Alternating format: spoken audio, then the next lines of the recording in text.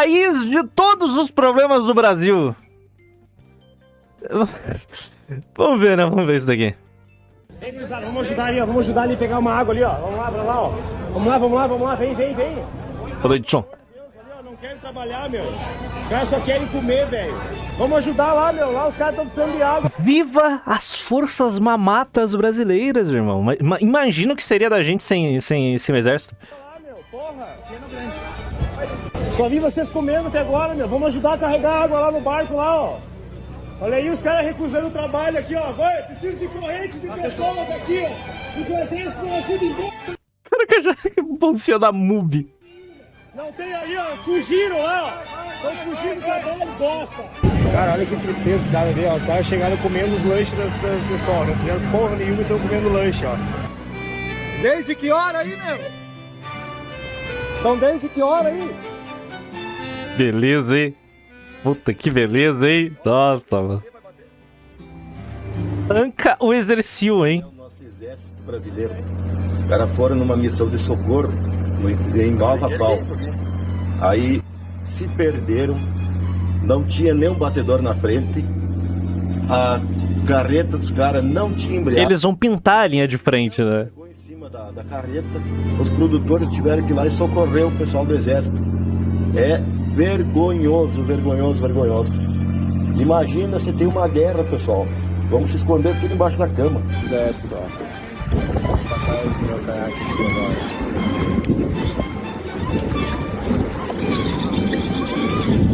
Eu vou indo na frente ali se precisar famílias, daí eu aciono.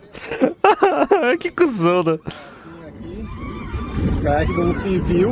Muito bom, isso é muito bom. Nosso exército brasileiro. Ali quem conhece que é o Nacional, ó. Eu tô na rua. Se tiver uma guerra, vocês estão fodidos. Porque o exército não tem coragem de entrar na água. Entraram e estão voltando. Enquanto isso, os jipeiros com o carro estão aí, ó, socorrendo o povo.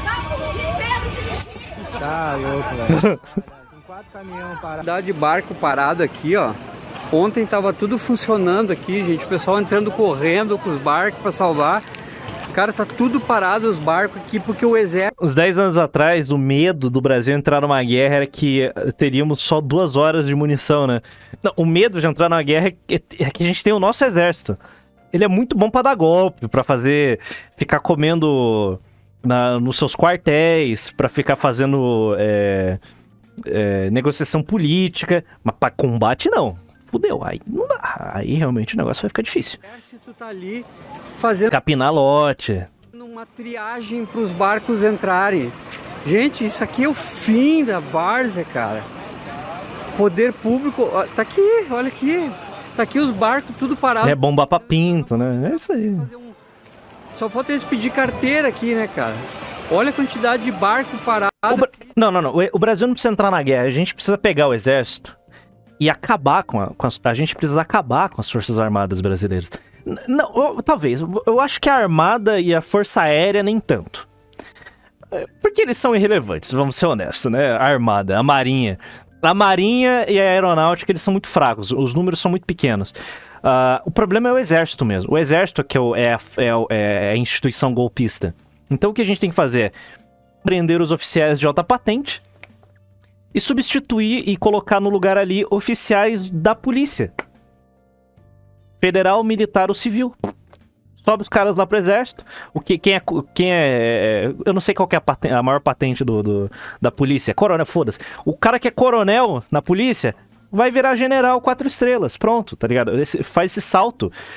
Joga todos esses caras lá e pronto. Resolveu o problema. Porque, por incrível que pareça, vou contar um segredo pra vocês, a polícia nunca tentou dar um golpe de estado nesse país. A polícia segue ordens dos civis. A polícia tende a não abrir a boca. A polícia simplesmente recebe ordem e executa. Essa é a função das Forças Armadas.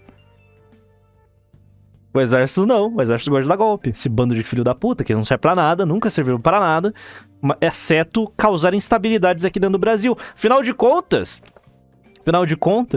essa é a série Inimigos da Nação, expondo esses caras. Outra, a PM tem mais experiência de combate e tudo mais. Quem que organiza operações diariamente? É a polícia, não é o exército. O exército faz nada no Brasil. Gente lá morrendo lá dentro e o exército ali levantando corda e proibindo as pessoas de entrar, A gente. polícia tem um bando de corrupto? O que você acha que tem no exército? Só que no exército não dá pra fiscalizar, porque eles têm a sua própria justiça interna. Isso é o fim, não tem ninguém da prefeitura, defesa civil, não tem ninguém. Tá aqui o povo querendo entrar aqui, cara, olha aqui.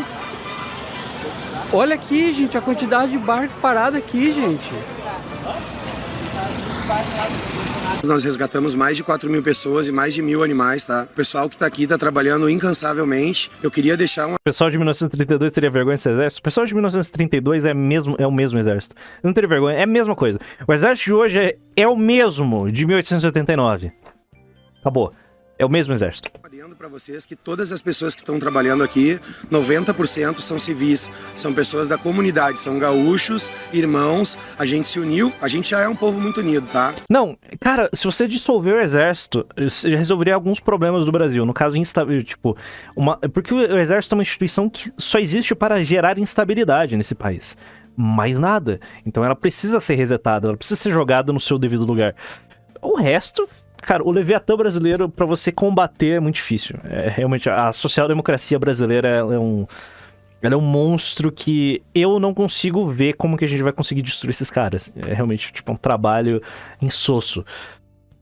É um trabalho insosso. Um bom exemplo, né, cara? Ai, na época do absolutismo, o rei tinha todo o poder, ele mandava em tudo e bababá, bababá. Irmão, é o seguinte... derrube a República Brasileira. Vai lá. Não é tipo, vamos fazer uma nova Constituição. Não. Destrua a República Brasileira. Vai lá. Vamos derrubar o presidente. Não, tem uma linha sucessória gigantesca. É o funcionalismo público. É um grande leviatã que é impossível de ser derrotado. Tipo, o Estado moderno, ele é impossível de ser derrotado. É realmente um negócio... tão monumental, tão impossível... Ninguém... Cara, você consegue imaginar o mundo sem tecnologia, mas você não consegue imaginar um mundo sem Estado, como a gente tem hoje. Então, tipo... é isso, cara. O nível de opressão estatal hoje é 1000 vezes maior do que qualquer rei absolutista de 1700 poderia imaginar em exercer. Luiz Fernando, desculpa te interromper, que a gente tá com... Cara, é muito mais fácil você trocar um rei do que um presidente. É isso. It's over. Esses dias eu estava pensando, na verdade recentemente a minha cabeça vem estando entalada de coisas que eu preciso botar pra fora o mais rápido possível. O Rio Grande do Sul vem passando por um perrengue e tanto recentemente. E se você acha que eu tô falando da recriação do reino de Atlântida, você tá errado. O problema que eu me refiro tem nome e sobrenome: Júlio de Castilhos. Você provavelmente nem sabe quem é esse maluco, mas o seu... Só quem é gaúcho ou tem família gaúcha que reconhece o nome de primeira. E olhe lá. Júlio de Castilhos, eu sempre soube quem é. O castilismo foi mais destrutivo para o nosso país do que o libelulismo e o marcossuaismo. Tadinho do movimento liberal no Brasil. Cara, tá pra existir um movimento mais irrelevante na história desse país que o movimento liberal, cara. Sério. Todos os grandes pensadores liberais desse país, eles foram completamente ignorados. Godin e Godin também. Então, tipo, qualquer pensador liberal nesse país foi ignorado. O mais perto que liberal chegou de ter algum poder nesse país foi durante o governo FHC. O mais perto. A gente sempre foi uma nação tecnocrata, social-democrata, foi positivista, depois a ideologia positivista se perdeu e virou só uma tecnocracia brutal, com um monte de elemento facho e socialista. Essa merda aí, cara. O Brasil, a gente tem o nosso patrimonialismo, que é nossa criação. Não tem nenhum ideólogo patrimonialista, ele simplesmente existe. Então, o buraco aqui no Brasil é muito mais embaixo. Então, tipo, os liberais, o problema do Brasil são os liberais. Não são. O problema do Brasil são os tecnocratas, positivistas, desenvolvimentistas que estão aí há um século. juntos. Muitos desastres aconteceram na história do Rio Grande, dessa vez sem duplo sentido com a situação que eles estão passando por lá. Mas acredite, esse cara aqui Todos eles são maçons. que viveu 100 anos atrás tem direta relação com as nossas forças cagadas e essa vergonha que eles estão fazendo lá, ao invés de fazer o motivo deles serem pagos com o seu imposto, e só graças ao Paulo Cogos, que afasta qualquer um da ideologia a qual ele pertença no momento.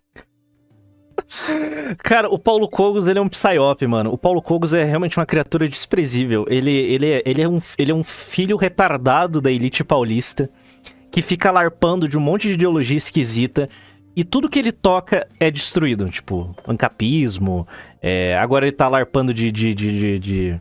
Não quero falar a palavra com F, mas agora ele tá larpando de nacionalistinha. Então, tipo, tudo que ele toca, ele acaba destruindo. Eu acho que ele é um psyop da esquerda. É impossível, cara, uma criatura tão patética assim. Que a gente não tem nego virando ANCAP em massa depois dessa abrupta inutilidade e completa. Não, na moral, durante o desastre, que o ancapismo tava sendo... Tipo, tava todo mundo se ajudando lá no Rio Grande do Sul, o Cogos vem com os papos de RPG de economia, tipo... Nossa, ele é completamente esquizofrênico, irmão. A escrotidão do Estado bostileiro e principalmente das suas forças mamadas presentes nesse momento de desastre que deveria ser de união. O Estado do Rio Grande que levou... Vai, acabe com o nacionalismo, Paulo Cogos. Por favor, faz favor pra nós. Sirva pra alguma coisa. Fronteiras brasileiras na costa da top regiões estratégicas mais importantes do continente já estava totalmente sucateado e com índices de churrascamento gigante e agora tá com quase metade do seu território chupado pelo mar. E acredite, esse desgramido é o culpado de tudo isso. Eu quero que você saia desse vídeo entendendo que toda a inércia que você vê hoje, onde é mais importante pagar de democrítico, de respeitador dos valores, enquanto a população... A democracia é um deus. Democracia é um deus. Pra esses caras é a religião de muita gente, a democracia. Democracia. Tipo, tudo é um sacrifício pela democracia. Perece é culpa desse maluco. Diferente do que eles querem que você pense, não. O problema do Bostil não é o bostileiro. Não é. O brasileiro é um povo merda. O brasileiro é um povo merda, mas é um povo dócil. O que você manda o brasileiro fazer, ele faz. Tá entendendo? Esse é um grande asset que nunca foi bem utilizado nesse país. Porque a partir do momento que o brasileiro é dócil, se nós tivéssemos uma elite aristocrática que pensa, saca, em vamos tornar esse país um lugar de primeiro mundo, nunca houve essa aristocracia. O que houve são grupos de interesse que querem encher o bolso de dinheiro. É isso. E como eles sabem que o brasileiro é dócil e nunca vai se revoltar, então vou fazer isso da forma mais escancarada possível. Eles podem até me reeleger presidente. Mesmo que eu tenha sido preso por corrupção. E todo meu partido seja composto por canalhas. Esse é o Brasil, irmão. O Brasil é o país que elegeu um ex-ditador. O Brasil é um país que, tá ligado? Nego é nostálgico por 21 anos de comunismo e atraso. Nego é nostálgico por meia dúzia de reforminha de um vagabundo socialista. Nego é nostálgico por um vagabundo um presidente dito de direita que aprovou dezenas de leis feministas. Então, tipo... Porque o brasileiro é um povo merda. O brasileiro é um povo bosta. A gente tem que aceitar essa realidade. O brasileiro é um povo bosta. Então o trabalho de vocês, meus queridos, é que o Brasil também é um povo tão merda que nem a nossa elite é uma elite em sua totalidade. Porque no Brasil, vamos lá, pega Europa, Estados Unidos. A elite financeira, ela é muito culta. Meio que acontece isso. A elite americana financia a universidade. Eles fazem doações vultosas para as universidades que eles se formaram. Então, tipo, é uma elite que cultua, ou melhor, cultuava até pouco tempo atrás, né? O conhecimento. A nossa elite não, a nossa elite é dinheirista. Até a nossa elite de berço, os nossos herdeiros são completamente burros. Tenham o desprazer de conversar com um herdeiro algum dia. Então, a nossa elite, mesmo a elite de berço, que é uma elite que remonta às capitanias hereditárias. Não tô nem falando do Novo Rico. Foda-se o Novo Rico. O Novo Rico é Neymar, o Novo Rico é Uruan, o Novo Rico gosta de Ana Castela. Eu tô falando da elite antiga. Essa elite é burra também. Ela é extremamente estúpida. Então, nós temos uma diferenciação entre a elite financeira da elite intelectual. E a elite intelectual é Márcia Tiburi. Eu não vou nem citar mais nomes aqui. É uma merda. Então, cabe a nós, os últimos membros da classe média, vocês que estão me assistindo e todo mundo que está vendo no YouTube, resta a nós assumir o papel de se tornar uma nova elite. É isso. Olha que bosta. Olha que legal, hein? Que merda, né? Tipo, um monte de assalariado lixo, um bando de CLT, um monte de adolescente fudido vai ter que assumir o papel de conduzir esse país pra algum lugar. Ou não. Ou simplesmente vamos embora. É isso, tá ligado? Em vez de termos uma aristocracia pra resolver esse problema pra nós, não, a gente vai ter que assumir esse papel ingrato. Que pesadelo. Esse país é realmente um lugar que ele merece acabar. Ele merece acabar. Ele merece acabar.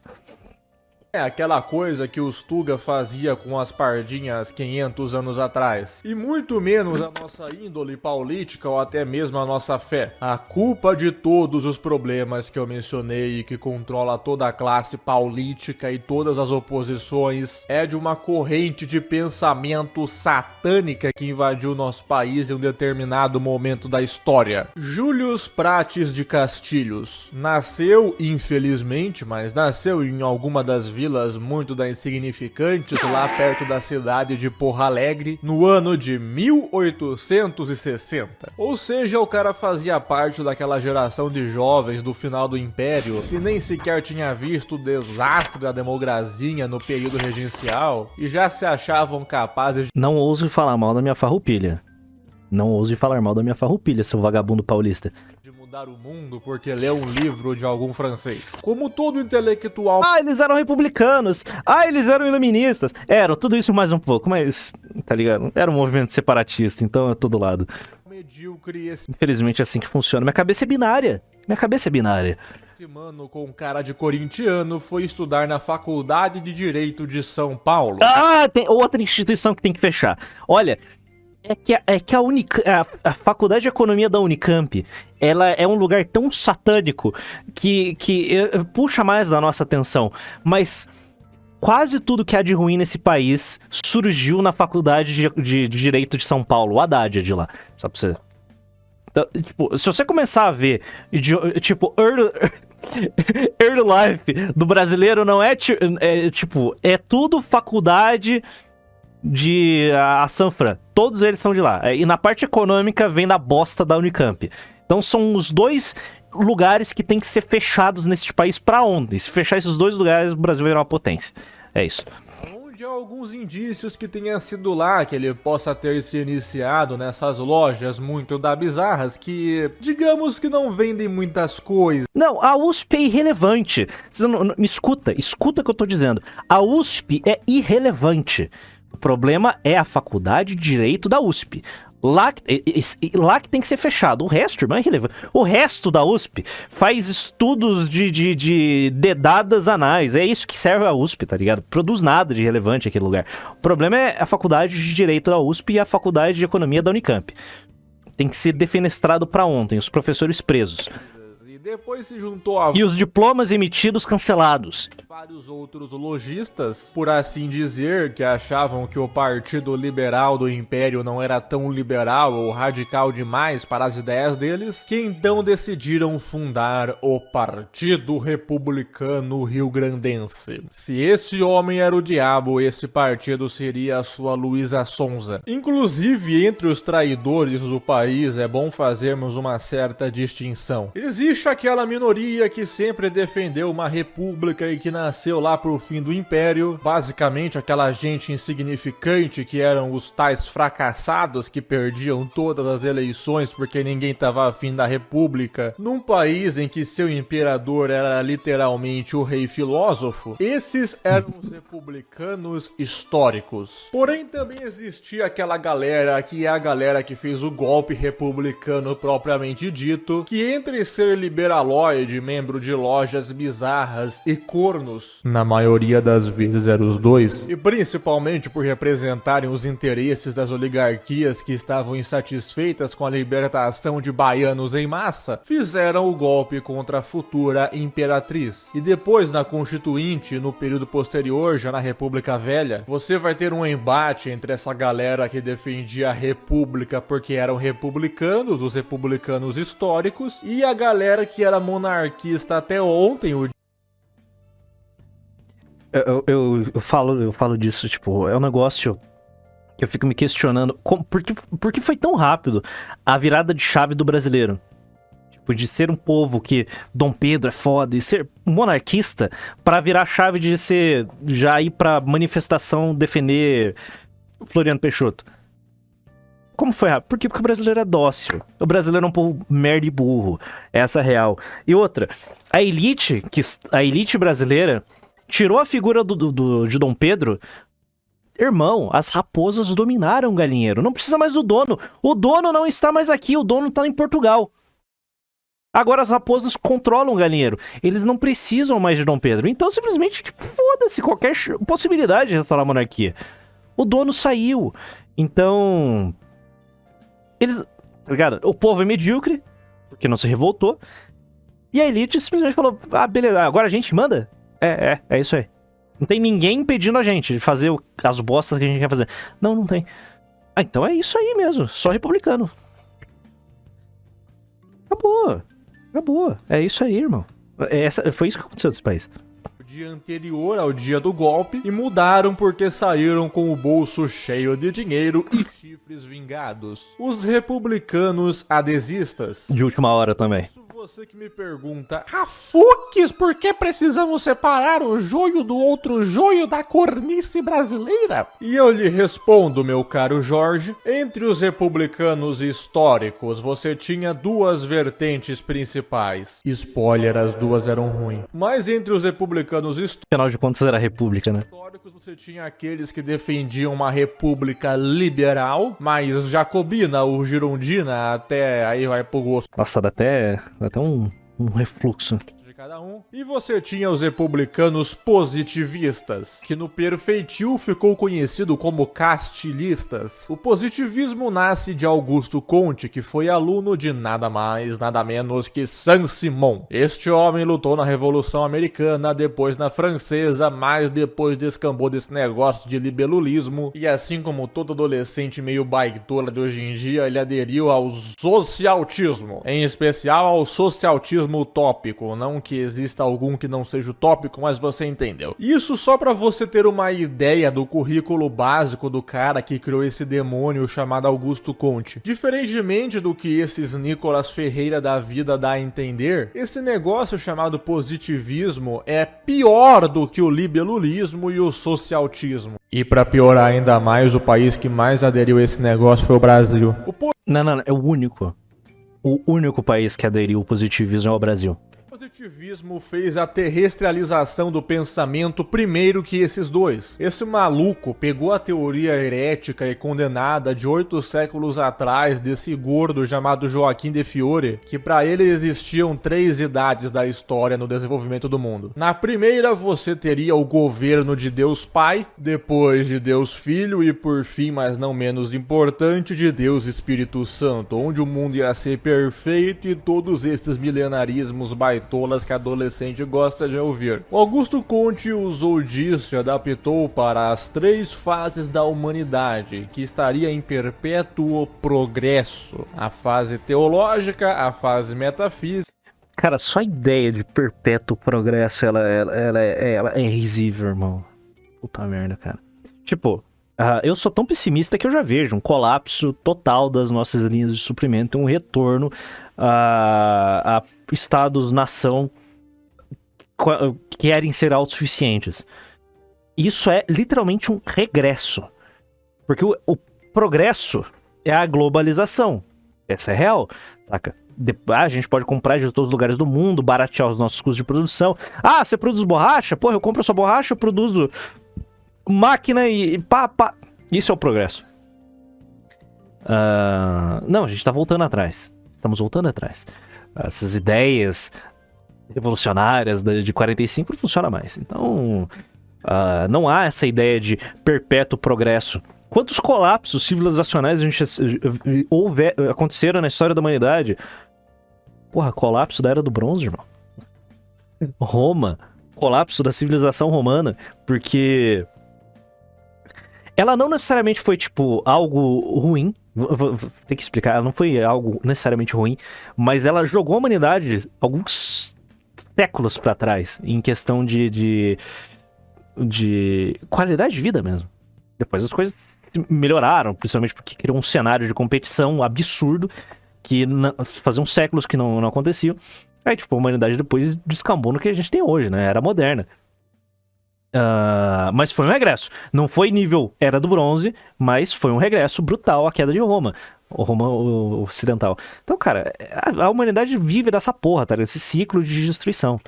E por fim a fase positiva, onde a humanidade atingiria o seu ápice, aonde através do advento absoluto da ciência, abandona as suas superstições dessa coisa decrépita chamada religião, que só gerou pessoas extremamente atrasadas, que nada entendem do mundo e dos fenômenos científicos. Na política, além de um desdém completo pelo sistema representativo, considera os golpes de Estado uma crise feliz. Augusto Comte, apesar de se originar da democracia liberal, a desprezava. Ele idolatrava atos autoritários. Júlio de Castilhos, no Brasil, chamava Comte de o mestre dos mestres. Castilhos tinha uma repulsa total a atos conciliatórios e apaziguadores. Idolatrava a violência. Para vocês terem ideia da maluquice, existe até hoje a igreja positivista, feita... O positivismo é uma religião, então... por esse pessoal como uma espécie de religião da humanidade para substituir o cristianismo. Bem semelhante ao que os jacobinos fizeram na Revolução Francesa com o seu culto da razão. Aonde na prática o Eu falo isso no meu vídeo, na abertura tá lá, uma religião, positivismo é uma religião. Pierre só se vestia de papelão e achava que virou Deus. Tanto Comte quanto Castilhos acreditavam que o problema do liberalismo era que atacar problemas políticos não levava a nada, quando na verdade o que devia ser priorizado era uma moralização dos costumes. Só assim as pessoas sairiam das trevas que a religião as impôs. Além de Castilhos, segundo Pereira Barreto, também um dos mais importantes a trazer essa doideira pra cá, afirma o seguinte: só a ciência, derramando por todas as classes opiniões uniformes, poderá trazer a uniformidade de governo. E não nos cansaremos de o repetir, as mudanças de forma de governo que observamos na história são todas devidas a maneira diferente, porque nos diversos tempos o espírito humano encarou o mundo e o próprio homem. Só através da assimilação do espírito positivo por parte da sociedade conseguir-se-á compreender qual é o sentido da evolução de todas as grandes épocas históricas. Isto porque a nova filosofia é a única capaz de explicar suficientemente o conjunto do passado. Mas a principal aplicação do positivismo enquanto verdadeira teoria da humanidade resulta de sua aptidão espontânea para sistematizar a moral humana. Para Júlio de Castilhos, somente através de um aperfeiçoamento moral do homem, para bom entendedor meia palavra basta, seria este capaz de perceber cientificamente qual é o sentido daquilo que ele chama de racionalidade social, que se revela, como já disse, o mestre dos mestres unicamente perante as mentes livres dos prejuízos teológicos e metafísicos. Assim, essa pureza de intenções que o cachelismo admite nada mais é do que a corrupção total da moralidade. Getúlio Nargas é um fiel adepto dessa religião pagã, tanto que demonstra isso em 54, onde ele demonstra uma empolgação quase religiosa em fazer cosplay de Veco, a ponto de sacralizar Cusão. Sua missão de governante e a declarar que chegou a imolar a sua vida a fim de conservar a tão benquista pureza de intenções. Nargas implementa isso em escala nacional e hoje vemos o resultado, mas Castilhos tentou injetar isso na Constituição Republicana de 1891. Ele ninguém levou muito a sério porque ele é um intelectual medíocre, então ele se imbui de, como um apóstolo, realizar isso no Rio Grande do Sul, que seria então o seu feudo pessoal, já que A origem dos problemas do Rio Grande de ser um estado de merda é literalmente isso. naquela época os estados podiam ter suas constituições Até hoje tem. Os estados hoje têm constituições. Eu já sabe qual que é, por que você nunca ouviu falar disso. Não precisa nem explicar, né? próprias, além da Constituição da União, aonde ele faz inimizade com Silveira Martins, que, pra quem tem memória fraca, é o cara que corneou Deodoro, ou seja, o nosso maior herói nacional. E liderou a Revolução Federalista. E eu não sei se foi o Silveira Martins que convidou. Não, porra, agora eu posso estar falando merda, mas não lembro também. Os federalistas pediram pra Princesa Isabel que, não, a gente vai restaurar o seu filho ao trono. É isso. E ela falou não. A Princesa Isabel negou essa opção de restaurar a monarquia. Então, por isso que, rapaziada, ó, eu sei que tem monarquista me ouvindo. Eu sou também. Eu sei, eu sou monarquista. Orleans e Bragança é merda. Vamos deixar bem claro. Vamos todo mundo chegar num consenso. Os Orleans e Bragança são os bostas. Todos. A família real brasileira é ridícula. Esses merdas não merecem nenhum tipo de reverência. Todas as oportunidades que eles receberam pra, tipo, voltar a governar o país, eles negaram. Então esses merdas não merecem nenhum tipo de suporte, nenhum tipo de reverência. E é isso aí, cara. Acabou. O Brasil, a república no Brasil foi um fracasso. A gente tem 130 anos de fracasso. Então tem que tentar algo novo, né? Mas que também... E não vai ser por causa de um Orleans e Bragança. Não dá. Esses caras não merecem nenhum tipo de reverência. Era realista e conciliador, diferente de Castilhos, que era idealista e centralizador. Eu não falei antes, mas a principal... Precisamos de um César. Precisamos de um Napoleão. É isso. Precisamos de um cara que vai se autocoroar. É isso. Não esses bostas. A adição de Castilhos ao positivismo de Comte era a ideia de que a moralização da sociedade devia ser feita através da tutela do Estado. Esse era o instrumento principal do castilismo, criando assim esse Estado inflado para cacete que a gente tem até hoje. É isto que o federalismo da Revolução Federalista, liderada por Gaspar Silveira Martins, quer dizer. Não o seu significado atual, mas de união e aliança entre os diferentes para preservar um bem comum. Por isso, algumas pessoas da Revolução Federalista eram até monarquistas. Algo mais semelhante ao Partido Federalista de Alexander Hamilton. Não vai ter. O Brasil vai ser essa republiqueta patética aí pra sempre. Esquece, não. O Brasil não corre o menor risco de dar certo, pode ficar tranquilo. Eu sei que alguém deve ter escutado eu falar que precisamos de uma monarquia, precisamos de um César. Pode ficar tranquilo, amiguinho. Esse Brasil, o teu país, esse país de merda, esse lixo que a gente vive, não corre o menor risco de dar certo. Então, não teremos um monarca. Pode ficar de boa. Você vai ficar votando em presidentezinho, tá ligado? Bolsonaro, derrubar farofa no próprio colo. É isso. Acostume-se com isso. Acostume-se com isso, pô. Acostume-se com isso. Pode ficar tranquilo. Esse país não há a menor chance de sair de onde está. É isso. Vota que muda. Segue votando no teu presidentezinho aí.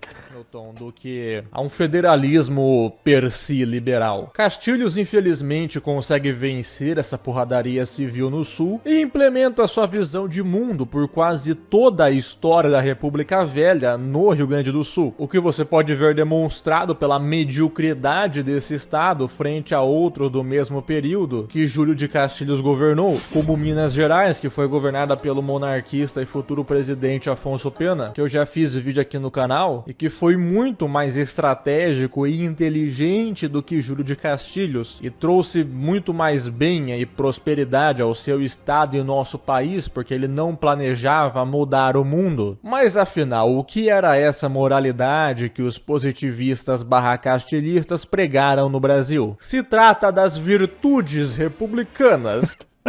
Piada.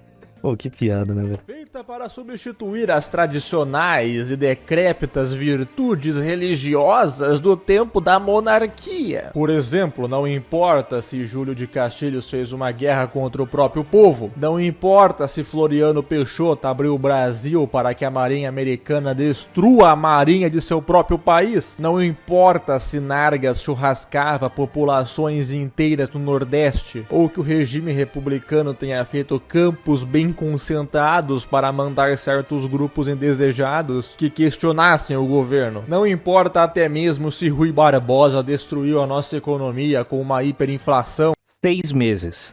e que a República estourou as nossas... Ele imprimiu mais em... eu não lembro quem que era o ministro da Fazenda no período, nos últimos anos do Império. Mas só um dado aqui, isso daí tá no episódio 2, vai ser no episódio 2 Inimigo. 1 ano de impressão, Rui Barbosa fez em 12 dias. Ele superou 1 ano inteiro de impressão, de emissão de crédito artificial. Rui Barbosa fez isso em 12 dias. Essas dívidas externas, isso é irrelevante. O que importa é que você teve a abolição de privilégios de títulos e diplomas, como os títulos nobiliárquicos. Você teve o reconhecimento exclusivo do casamento. Cara, a República Romana era uma república aristocrática. Por que que aquela merda funciona por tanto tempo? Porque era uma república aristocrática. Por que que os Estados Unidos ainda funcionam? Mal e mal, o sistema deles também tá colapsando. Porque eles foram uma república aristocrática. Eu vou abolir privilégios. Tadinho. Civil, a proclamação do laicismo de Estado, do ensino leigo. Tudo bem que eles literalmente colocaram pessoas em regime de escravidão para construir a Versalhes Tupiniquim, mas a pureza castilhista baniu os cassinos, ou seja, uma moral totalmente laica, como eu já expliquei no vídeo sobre filantropia versus caridade, como são conceitos diferentes. Outra marca importantíssima nos dias de hoje é o total desprezo pela representatividade. Não essas coisas que hoje vocês chamam desse mesmo nome no Twitter, mas, por exemplo, você tem a extinção do municipalismo que existia na época do Império. Não importa se você mora na sua cidade há 5 gerações, você não tem que ter autoridade na sua região municipal. Quem sabe mesmo que você quer é um burocrata lá daquela Versalhes extremamente feia. Agora, quando você ver o desempenho glorioso dos nossos pintores de meio fio, você vai saber o preço de existir uma instituição que só serve para atrapalhar. Se deixasse com a galera lá sozinha, sem recurso nenhum, que já tava dando o seu jeito, ia solucionar esse problema mais rápido do que chamar esses incompetentes. Qualquer país que adotou o positivismo fracassou. Só o Brasil. Herbert Spencer colocou isso na educação americana e foi rala abaixo. Hoje nós vemos a excelente educação dos O negócio é feio. Estados Unidos. É isso que leva ao lema da ordem do progresso. Uma organização que vai lá para socorrer as pessoas em situação calamitosa, se perdem e as pessoas que deveriam ser socorridas socorrem a porcaria do exército. Vou te falar, esses dias eu tive uma epifania, velho. Eu tava andando de moto, aí entrou uma BMW na minha frente. Essas SUV da BMW. Eu não sei, deve ser uns 300 pau o carro. Sabe o que o cara tava ouvindo? Numa BMW punk. Ou seja, é um cara de classe média alta. Pra comprar um carro de 300 pau, ele tem que ser pelo menos ganhar bem. Mas vamos lá, vamos, classe média alta. Numa SUV ouvindo funk. A nossa classe média. Porque, vamos lá. Quem financia a cultura de verdade é a classe média. O papel de financiar a cultura é a classe média. É a gente que vai em show, é a gente que compra livro, é a gente que que deveria ir no cinema, financiar a cultura em geral. Tá ligado? Não, a nossa classe média, ela consome a mesma cultura que pobre. Em todas as letras. A classe média brasileira consome a mesma coisa que o favelado QI 70 é muito alto, né? O QI 53 tá ouvindo no cu do caralho. O mano da classe média que tá ganhando 30 pau por mês escuta a mesma coisa, frequenta os mesmos lugares. E quando o cara de classe média, ele é um pouquinho mais inteligente, ele vai no bar de rock que toca só cover. Porque ele não quer financiar a cultura. Quando eu falo financiar a cultura, é literalmente isso. Você vai e consome artistas que você gosta. Tá ligado? Você assiste filmes que você gosta. Aí o que acontece, a gente tem só o que resta pra esse artista ou não faz nada ou vira amigo do rei, vulgo Estado. Então é só propaganda que a gente tá consumindo. Então, aí quando chega na parte da elite é a mesma coisa. Você tem noção que a nossa elite, ela consome o mesmo conteúdo o mesmo lixo de conteúdo. A gente não tem uma elite que ouve ópera. Não. A nossa elite... a elite não tem número pra financiar a cultura. Esse é o ponto. A elite não tem tamanho pra financiar a cultura.